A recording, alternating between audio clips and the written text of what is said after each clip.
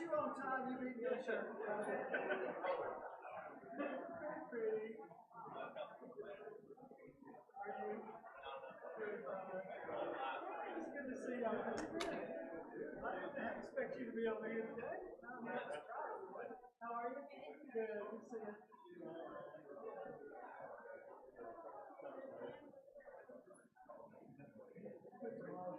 Whenever I talk to you, I know we're about late. Last time, the time before you were, where were you that time? Yeah. That's your job.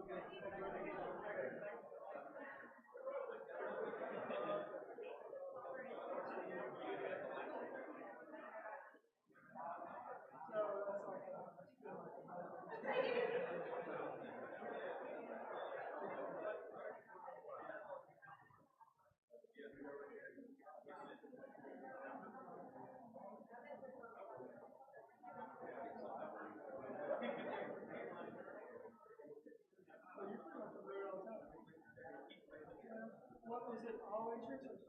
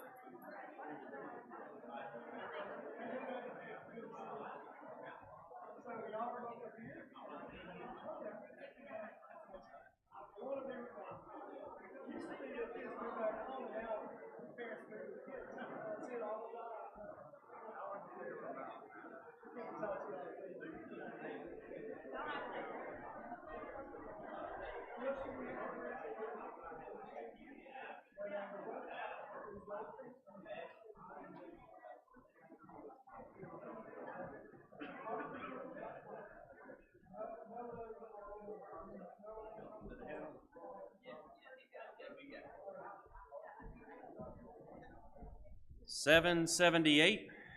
Give me the Bible. Number 778.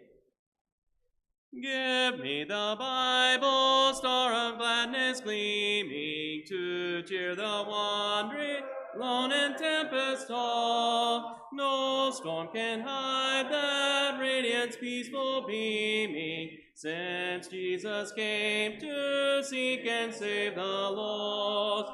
Give me the Bible, holy message shining, thy light shall guide me in the narrow way.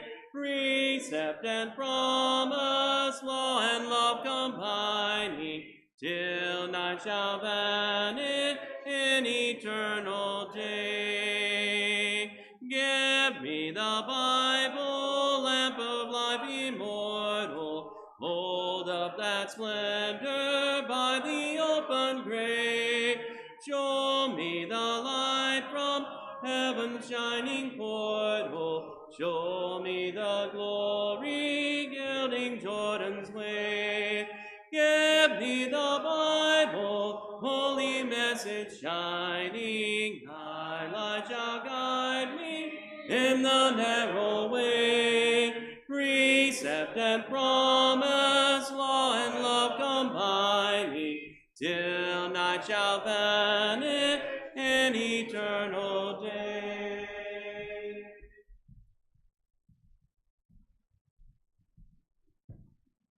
Thank you, Brother Adam, for leading that song. I thought it appropriate since Brother Chris is going to speak on the need for biblical authority. And, of course, that is where our authority comes from. I'm looking forward to hearing Brother Chris, and I consider him a good friend. And he's been preaching for 20 years. No, 13 years. I'm sorry, I'm getting my dates mixed up. Been preaching for 13 years. Him and Kelly have three kids together. And Brother Chris, you graduated MSOP in 99, is that correct? Graduated the Memphis School of Preaching in 1999. And certainly love and cherish having Brother Chris and Sister Kelly here with us at Valdosta. And I'm looking forward to your lesson, and I don't want to take any more of your time.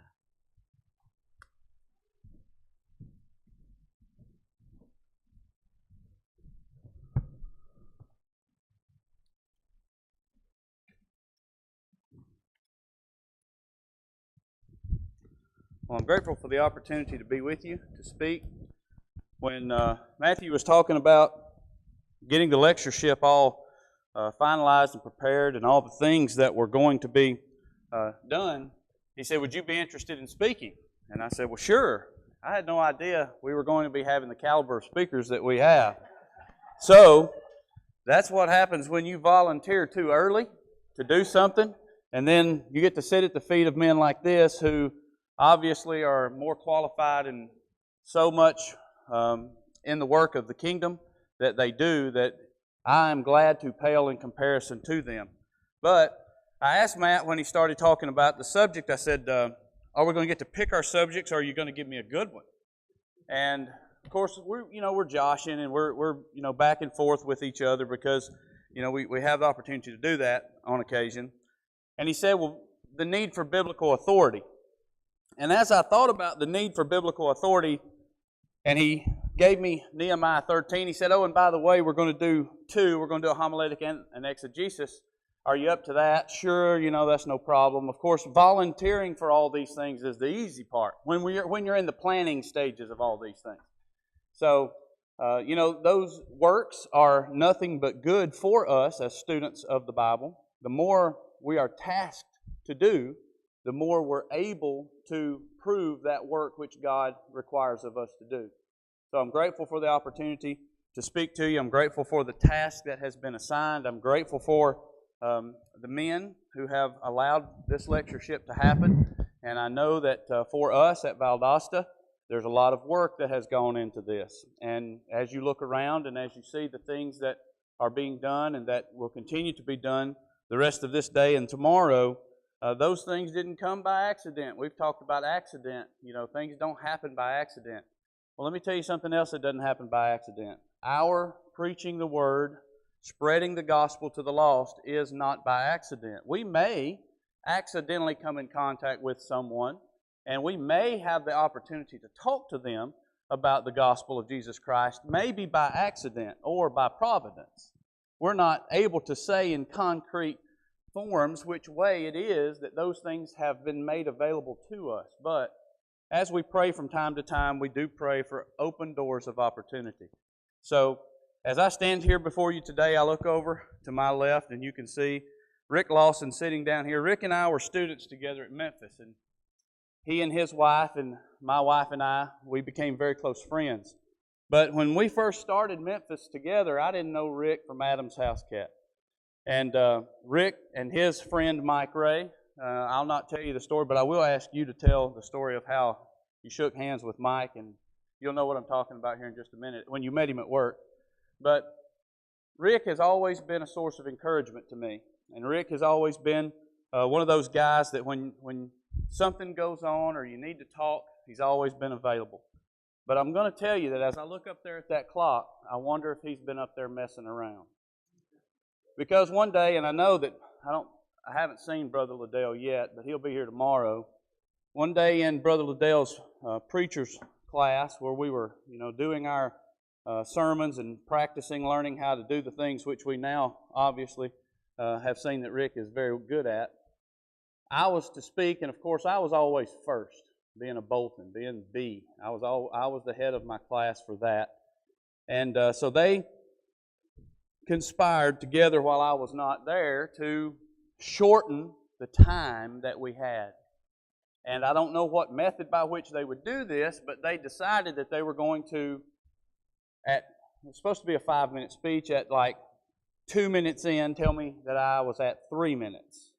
And possibly at 2.5 minutes, tell me I was at 4 minutes. And then at like 3 minutes, they told me I was at 5. Well, if you didn't stop at 5, you started losing on your grade.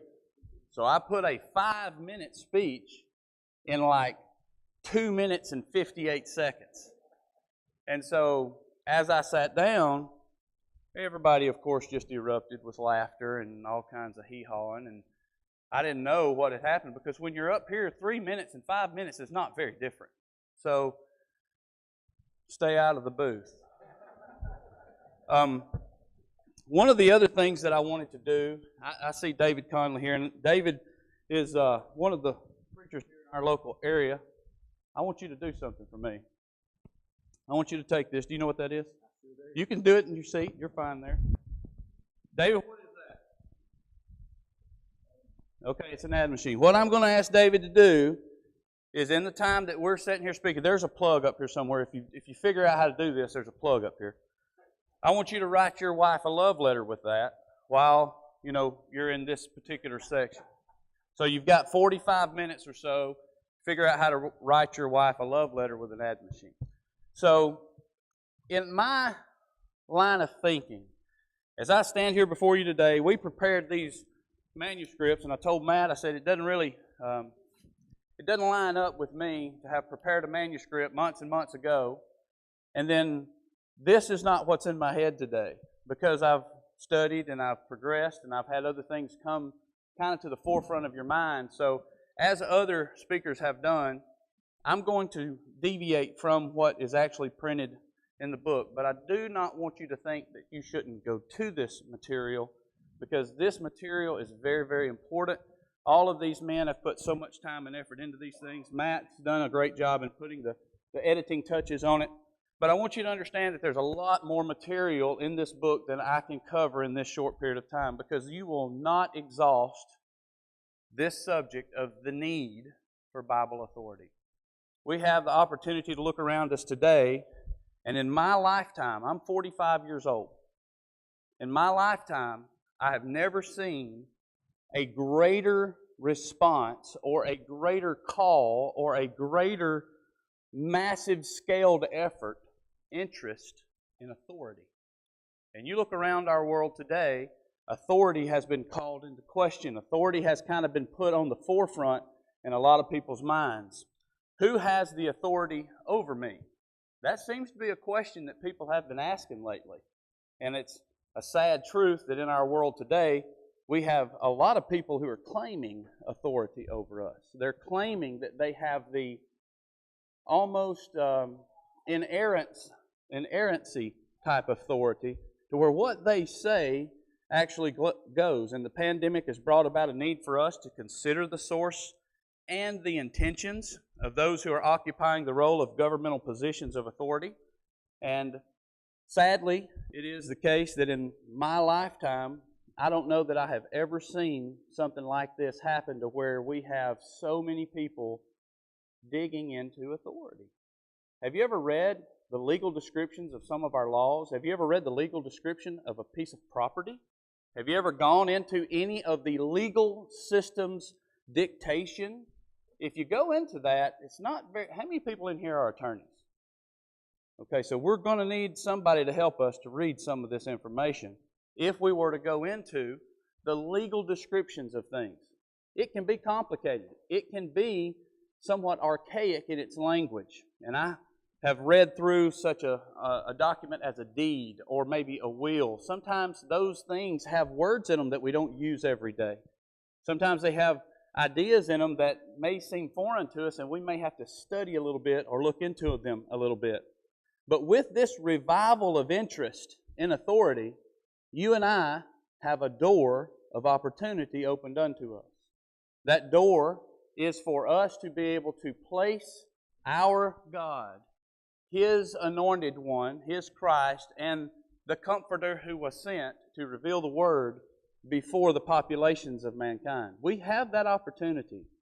And there are a lot of different ways that we can do that. I'm not here to tell you exactly how it is that you should be doing that, but we know that we are all called to do that. So what I would like to encourage you to do is to go to work. Go to work, not in striving to help this division that seems to be sown amongst our people in our land today, as some of our speakers have quite adequately addressed, but with this opportunity, go to work striving to point people to authority. Point them to the Christ. Point them to the Word. Point them to what you and I today sometimes, oftentimes, take for granted, that we have in our hand such a concise book. I heard somebody say one time, this is not a book, but a library. And certainly that is the case. We're going to be looking at the book of Nehemiah, chapter 13 specifically, as we get over there in just a few minutes. But what I would like for us to do before we dive into chapter 13, and I assumed that was going to be my subject, even though that wasn't necessarily the sermon topic or the sermon passage that was given, because that was my exegesis, area. That was the area that I was supposed to, bring forth all the different points that I needed to write in for the manuscript. So what I've done is I've gone into chapter 13 and tried to glean a few points, but we're not just going to be in chapter 13. We're going to go all the way back to the beginning of the book, and I would like for us to see some areas, some aspects of authority, maybe some of the discrepancies of those who had authority on multiple facets. So as we look at this, you and I live in a world today to where we know that we are under authority. We know that. It doesn't take us very long to look around us to know that we are under authority. As a matter of fact, each of us as speakers are under authority as we stand here this day. But not just by who you think we are under. Matt's going to come up here in a little while and shut me down if I keep going. If the little beeper up there goes off and if everybody, sees Matt get up, what is expected of me? It's expected of me to surrender to the time frame that he has given, thereby surrendering to the authority that the director of our lectureship has given. He has bestowed that to me. So as we look around us, it doesn't take long to see that we are in need of authority. Could you imagine living in a land today that had no authority? Could you imagine living in a home today that had no authority? Could you imagine worshiping in a congregation of the Lord's people that had no authority?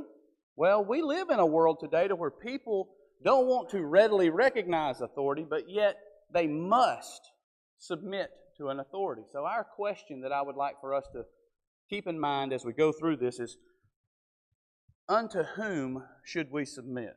So as we think about that, we're going to travel through this in three major areas. Of course, you can't have a sermon without 3 points. Brother Webster, you know, no offense. The need for Bible authority. I want to break that down to need, authority, and then put them together in Bible authority. First thing I want to do is discuss with you that there is a need. Human needs are something that has been discovered, something that's been talked about for a very long time. Of course, we didn't take the approach in 1943 when Abraham Maslow came up with the theory of needs of hierarchy to wait that period of time out to find out that, yes, we humans have needs. We've known this from the beginning. As a matter of fact, mothers know that babies have needs as soon as they're born.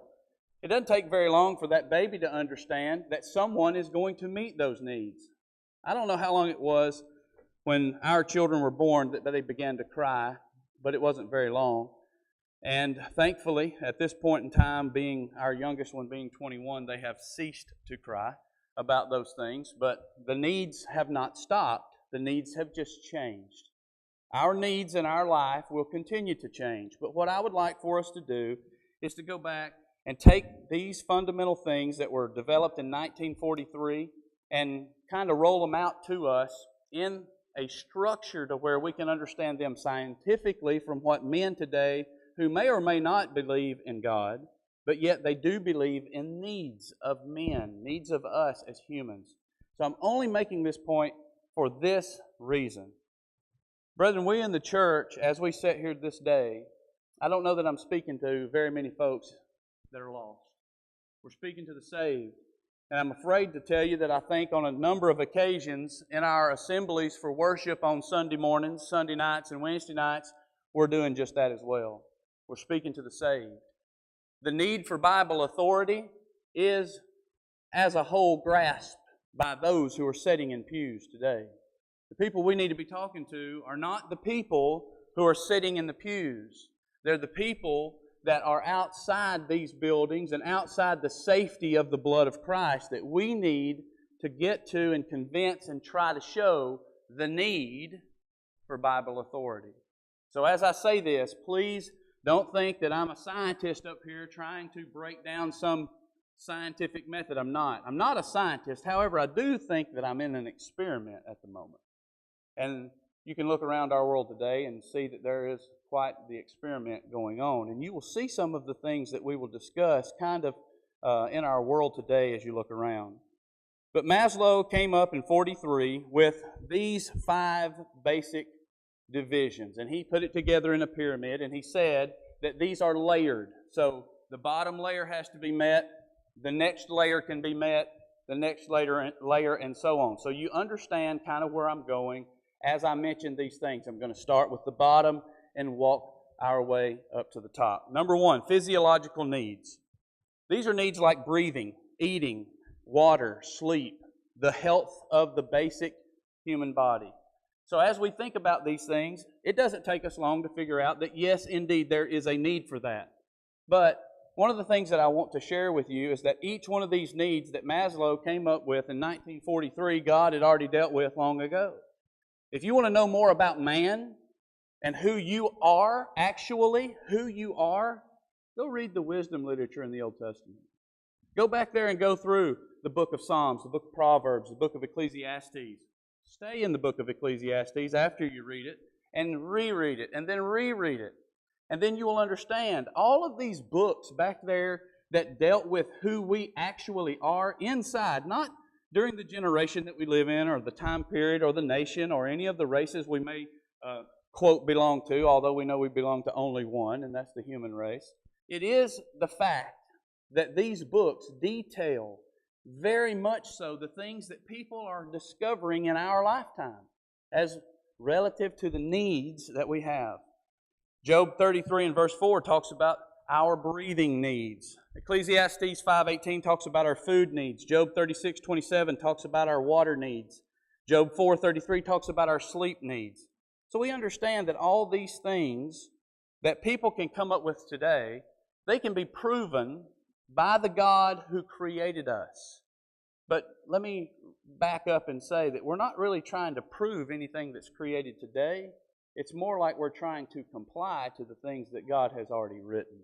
So you and I today have a responsibility to go back and find our needs as it relates to the Scriptures. Platform number 2, or the next level up, is safety, which is security of the body, Psalm 4 and verse 8. I'm going to give you his need, and then I'm going to give you a Bible reference from God. He gives us employment, Job 1 and verse 10. Resources, Ecclesiastes 5:18. Morality, Job 36 and verse 3. Family, Psalm 127:3. And health, Job 10, 11, and 12. So in these needs, in this category, you see that we've kind of stepped it up a little bit. We're not just trying to find something to eat. We're not just trying to find a place to rest. We're not just trying to find, the air that we need to breathe. By the way, if you don't think these things are needs, do without them for 10 seconds. We've been without food for 10 seconds. But some of the things that we do without them for a little while. It makes those things a little more precious to us if you'll do without them for just a little bit. The only one thing that I will tell you, don't do as I did and go on a dearth from God's Word for a while. That's not very smart. We shouldn't be doing that. But I'll tell you that when you find your way back, and you come back into the will of God, and you've made your life right, things are so vastly different when you pick up God's Word and begin to read them now. When you look into God's pages of instruction, they mean so much more. Level number 3 is the social level. So here's where we go beyond just the fundamental little bitty things that you and I take for granted. We go up to the social level, which is friendships. Could you imagine? I'm a guy that really doesn't like to be alone. and my wife will tell you that, my kids will tell you that.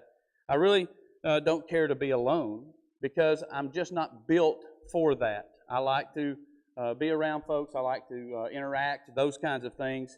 But friendship, Proverbs 18 and verse 24, is an essential part of life. You know, all throughout the pages of God's Word, we are instructed about how to be a friend and what type of friends we should have. Family, the network of a family. He also included intimacy, which is the book of Song of Solomon, acceptance, and participation. So he gives all of these things as a matter of a hierarchy. So what I want us to do is also notice that the next level is esteem. So you've got self-esteem, Isaiah 40:31. You've got confidence, Proverbs 3:23. You've got achievement, as you see in Ecclesiastes. Self-respect, Romans chapter 12 and verse 3. Then the respect for others, Romans 12 and 10. And then be respected by others, Romans 12 and verse 18. So respect is something that takes a little bit more of the human concept to obtain, to display, to function in. That's one of the areas that if you look around our world today seems to be under attack. There's a little bit more and more and more of an attack on it, and we possess it a little less and less and less. Well, in Mark chapter 7, verses 20 and following, you see that we have what's called self-actualization on his list, which we see as being morality. Of course, Jesus teaches us how to be moral people. We see creativeness. Something I thought was very interesting, in Exodus chapter 35, verses 30 through 35, God gave them creative men to create the things that He wanted them to have in the assemblies and the nation that He wanted them to do. So God actually gave them artists and artisans and all the different aspects of those things in the book of Exodus. So I found that very different to read about that, because as you read through the Bible, you really don't read about creativity as much as you read about sanctification and the need that we have to have our sins remitted. But if you go back and you look, God has fulfilled and established each one of these things that a scientist has discovered based on psychology. It's amazing to me that we have all these things. Now, I want you to also remember the golden rule. There's a spontaneity or a self-acting ability, he said, problem solving, lack of prejudice, and acceptation of facts.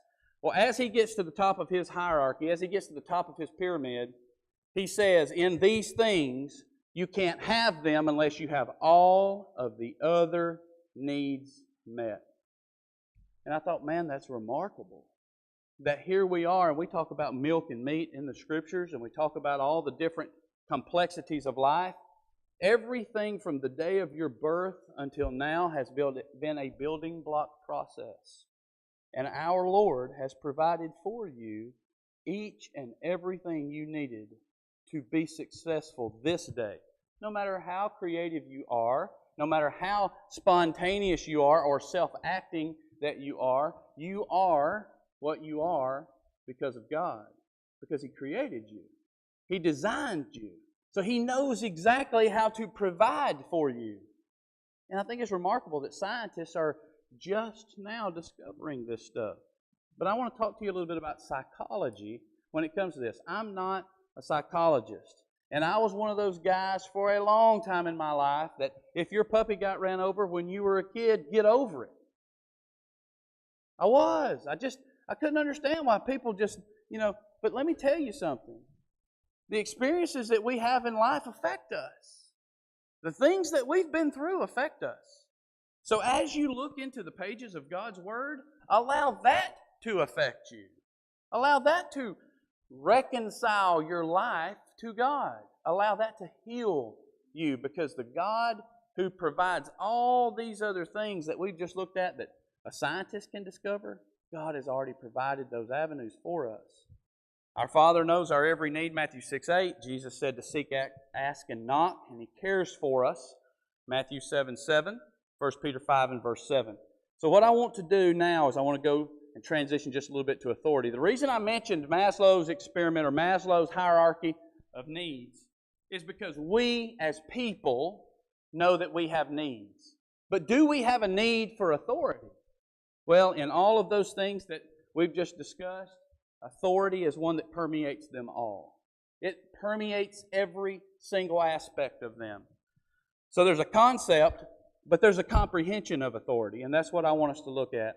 Aside from God, the earliest form of authority that I can think of, going back as far as you possibly can, not necessarily in history, although I am doing that, but going back to the most basic, fundamental elements of authority.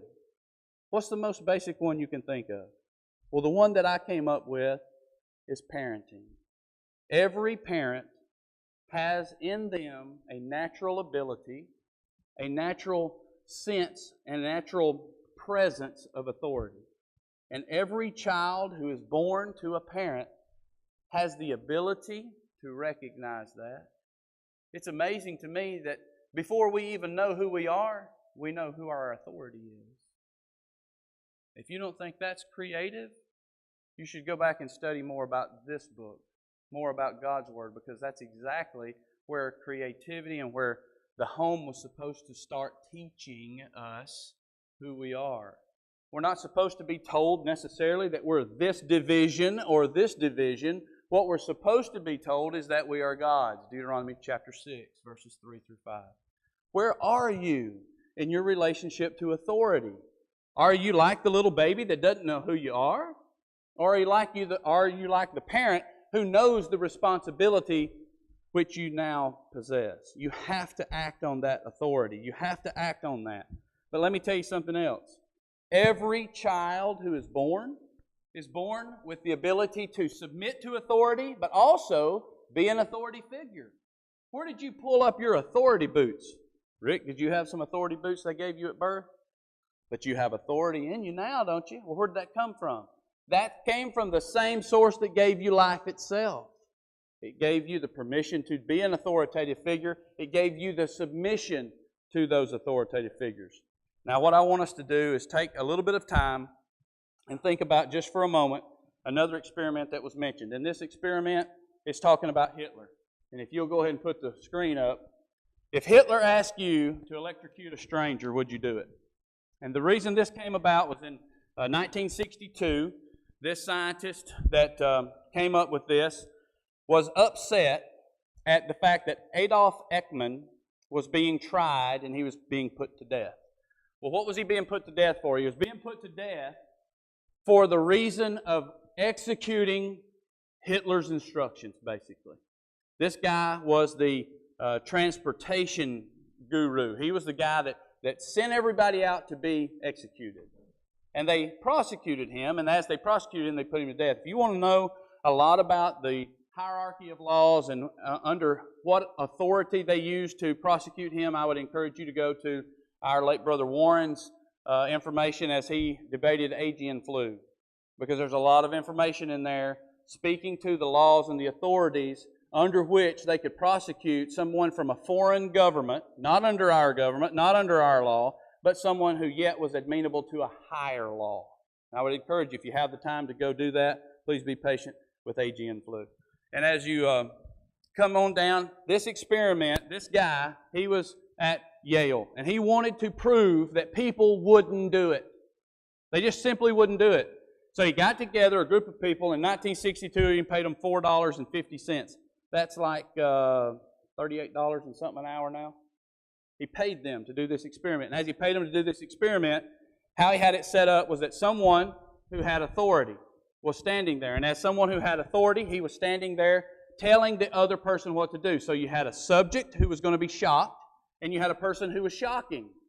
And as you had these two people, as you had these two things going on, one person was in another room from the other person. You were answering questions, and as you answered a question incorrectly, you got a shock.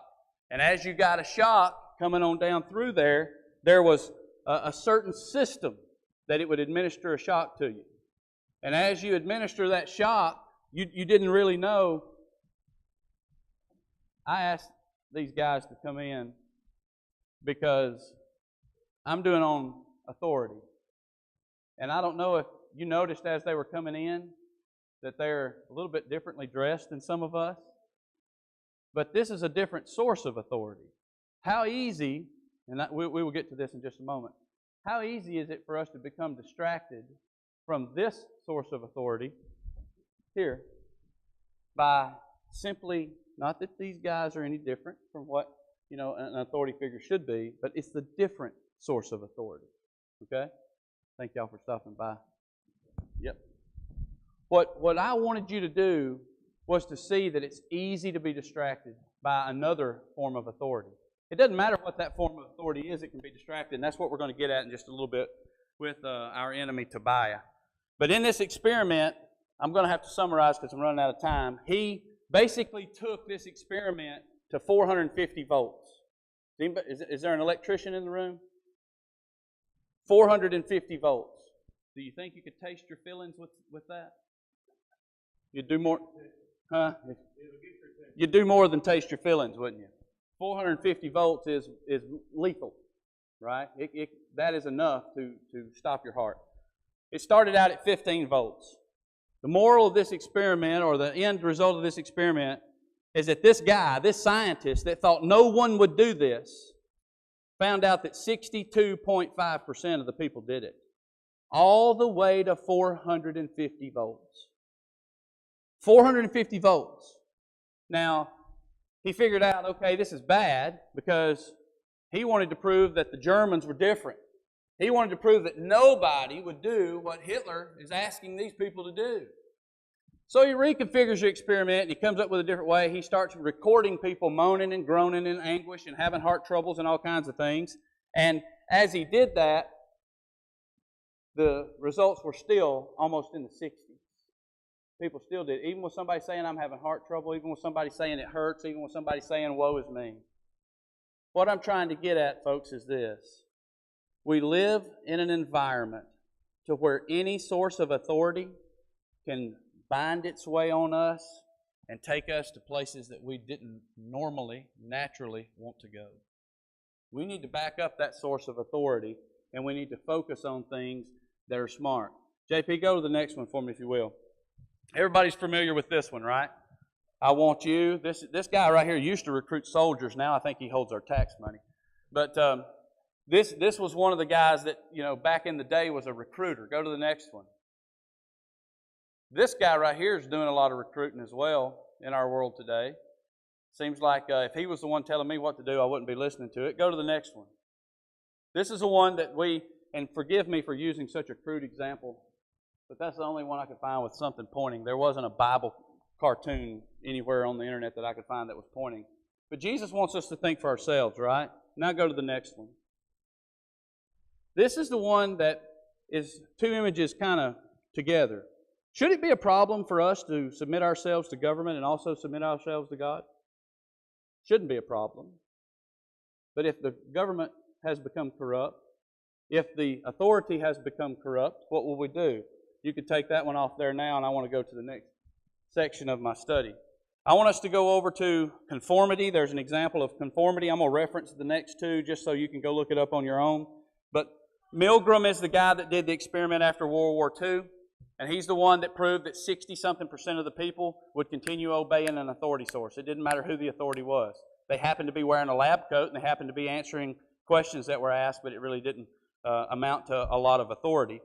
And then there's another one called Solomon Asch in the 1950s where they did lines, and they found out that people would actually pick the wrong answer just to be accepted in a crowd of people. For an example, let's say all this group of people here, you know what the color purple is. If I were to flash items or images up here and ask you to pick what is purple on the screen, which I'm not going to do, you would have to answer your answer out loud. Well, at some point you would start picking a wrong answer just so you didn't seem to not fit into the rest of the group. Go reference this material if you will. But one of the things that I thought was really ironic was a thing done by Brain Games, and Brain Games was the one that had the lady sitting in the waiting room, and as she's sitting in the waiting room, the people are standing up when a bell goes off. For no apparent reason, they're just standing up and the bell's going off. And here this lady is, she's standing up at the third or fourth time the bell goes off with the rest of the people not knowing why she's standing up. So sometimes that seems to be how we as humans can find our way into authority. Now, I've mentioned all those things and took a good deal of our time to mention that. The reason I did that is I want you to realize that there are people out there in this world who are good people, who are wonderful people, who just happen to be submitting themselves to some other source of authority than God. They may be submitting themselves under who they think may represent God. They may be submitting themselves under some other type of instruction that is supposedly from God. But what we need to realize is, folks, we need to break down our efforts to reach the lost and realize that not all of the folks that are out there following things are following things because they're convicted of it. It's not because they're following those things because they know within themselves that it is the absolute right thing to do. Sometimes they're following things just because they're following things. Now let's go to the book of Nehemiah. In Nehemiah chapter 13, I'm going to try to go through this material, but I want you to read in verse number 1 that on that day, they read in the book of Moses in the audience of the people, and therein was found written that the Ammonite and the Moabite should not come into the congregation of God forever, because they met not the children of Israel with bread and with water, but hired Balaam against them, and that he should curse them. Howbeit our God turned the curse into a blessing. Now it came to pass, when they had heard the law, that they separated from Israel all the mixed multitude. So there has to be some sort of authority in Nehemiah's plan. If you go back through this particular book, the first chapter talks about how that he's the cupbearer to the king, and as he's the cupbearer to the king, his brethren come back from Jerusalem, and he asks them, how are things going? In other words, like in our language today, we might say something like this: how difficult is it? What's going on? Give me an update. So as these men began to give that update, Nehemiah was very upset. So when Nehemiah heard the story that was going on, heard what's going on back at home, back in the land of the inheritance, he decides to do something for himself. So sometimes when we look around in our particular environment, if there are no leaders, you are now the leader.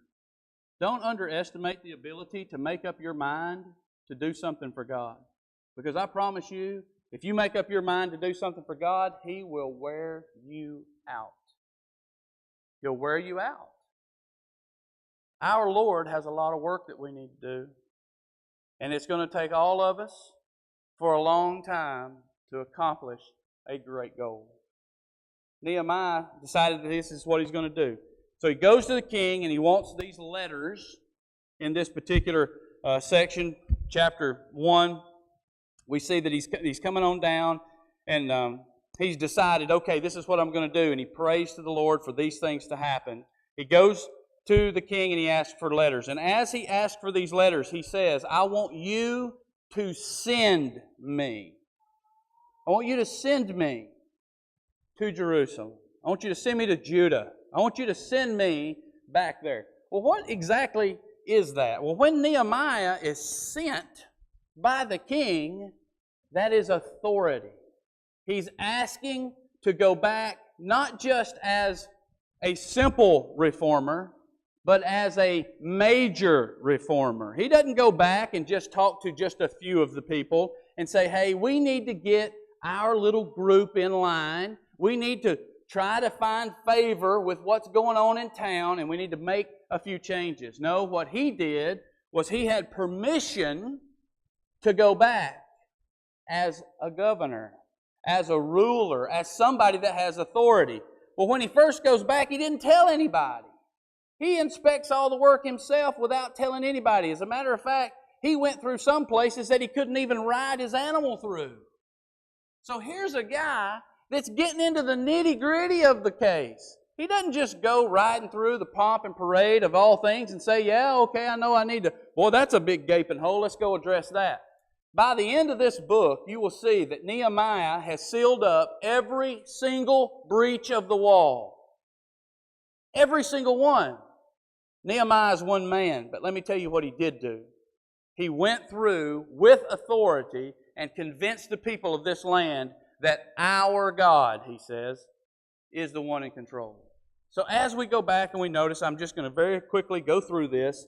I want you to understand that in chapter 2 and verse number 18, then I told them that the hand of my God which was good upon me, and also the king's words that he had spoken unto me. So here's Nehemiah coming back to do his job, but he doesn't just have one source of authority. He's got two.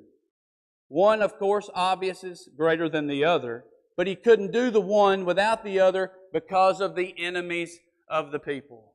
He had to have both sources of authority. So when you and I go out in our world today, let me tell you where the number one source of authority is. It's in God. But the second source of authority is the freedom of the land in which we live. You and I have the ability to talk and speak with anybody we want. We have the ability to go out and convince anybody, anywhere, of the things which we hold as in high esteem. You know, I'm an Alabama football fan. Used to be. COVID kind of put a damper on a lot of things for me. It put a lot of things in priority for us. But I used to be a really big Alabama football fan. As a matter of fact, I had a different tie for every game of the year. Win or lose, I had my tie on. I wore a lot of winning ties, though. But as all that came to a head, you know, I got to thinking, why in the world doesn't everybody on the Alabama football team get one of those big, massive trophies like you see them kissing on the end of the games? You know, everybody's got to kiss that. I don't know where that tradition started, but it's pretty nasty if you ask me. They've got this big, monstrous trophy that everybody's passing around. Well, do all the players get one of those? They don't. They get to take their picture with it, and they get the accolades of it, but they get some little small momentum or something of the championship, right? Well, it's not really that small. It's a ring. Every player gets. Of all kinds of sports and all kinds of endeavors, they pass out these rings. And it doesn't have to be a sport. You can be an executive somewhere, and they'll give you a ring for a reward or for something. Well, here's Nehemiah going into this situation, and of all the things that he has, what does he want to be his reward? He wants God to remember him for what he's doing for him. He doesn't want the pay of the people. As a matter of fact, Nehemiah said, I didn't take the bread from the people. When the people were being extorted by the rulers of the land and even by their own people being charged all the interest and the usury, Nehemiah said, for 12 years I was the governor and I didn't take a dime from them. By the way, good leaders don't work for the money. If you want to know a good leader, find a leader that won't work for the money. Somebody that wants to work for the accomplishment of the goal. Looking back over my life, I can think about how many things I've seen go across our world today. And so many of those, have you seen the little planes that have the trailers behind them that advertise something? You know what's behind all the things that you see in most of all of our lives? The little trail of money behind everything. Guys, it was the same even then. Money, money, money is what ruled this little area that we see. Nehemiah didn't want to have the money. Nehemiah actually wanted to have the people, but Tobiah, here's a guy that started out, he was first mentioned as a servant. Here's Tobiah, the servant. But Tobiah was actually more of a presence than just a servant. Matter of fact, it's probably that he had his own mansion somewhere, his own domain, his own ruling class because of the alliances that he had in the first parts of the book. But as you progress through, chapters 2, 4, and 6 are the chapters to where Tobiah is really giving it to Nehemiah. Chapter 2, he wants to come in and say, you know, you guys are ridiculous for trying to rebuild this. And certainly it was the case that he started out trying to just ridicule them. And then you see him ultimately get to the point to where he's asking Nehemiah to come out of the city, stop working, come out of the city, and let's have a meeting. Well, that didn't work. Then he says, I tell you what, we'll meet you in the temple. We need to do some work in the temple. And of course, there were those who were like the prophets of Balaam, to where they were prophets for hire. By the way, folks, we still have people who want to hurt us for hire. They have no interest in any of the work that is to be done for God. They just want to be hired to destroy it. in this chapter, in this book, coming on down, you'll see verses, chapter 4, you see opposition through ridicule. You see opposition through the threat of an attack. You see opposition through discouragement. You see opposition through extortion, chapter 5. And then finally you'll come over to chapter 6, and you'll see that now it came to pass when Sanballat and Tobiah and Geshem the Arabian and the rest of our enemies heard that I had builded the wall, and that there was no breach left therein, they decided to step it up a notch. You see, when you and I are successful in doing the work of God, it gets a little bit more difficult to keep up the par, to keep up the stamina, to stay in the fight. Let me tell you today where I think most Christians' battlefield is. Right here. Our battlefield so oftentimes is our own mind. And the reason I want to use those illustrations of the guy who said people won't shock people until they die. The reason I wanted to use the examples of conformity, which was Solomon Ash. The reason I wanted to use the examples of the lady who was just standing up in the waiting room when the bell went off just for the sake of standing up. Folks, sometimes we're not convicted of anything, but we're always busy with something. You and I today need to find conviction, not conformity. If people in a break room, or not a break room, but a waiting room, would stand up when an elevator bell would go off, and somebody would conform to that, I wonder what would happen if everybody at your job brought a Bible to work. Would they conform to that? If everybody on the ball team went to church during the services of the Christians that meet at certain locations. You know, I've seen folks in this very building here come to the services in a ball uniform, but they're here. Let me tell you, when I was in high school, I couldn't miss a church service for a ball game. Wasn't allowed. And I went to church in ball uniform. Folks, conviction and courage outrank this form of conformity any day. It's been a while since I've been in the pulpit, and I'm out of shape when it comes to managing my time. But I want you to know that there's a lot of other material in this book. Seek that book out. There's a lot of men's work in there that you can share with a lot of other folks. But at the end of the day, the only work in there that matters for anything. And I love commentaries. I love the works of the lectureship books. But if those men can't point us to God and His Word, there's not a lot of good in them. If we're pointing our brothers and sisters to Christ, publish it all day long, Brother Webster. We need to be pointing lost folks to Christ as well. Guys, this is not just an inside job. We need to be out there. We need to be bringing souls in. But I'm telling you, we have an uphill battle because of the psychology of the mind that's out there in our world today. Thank you very much.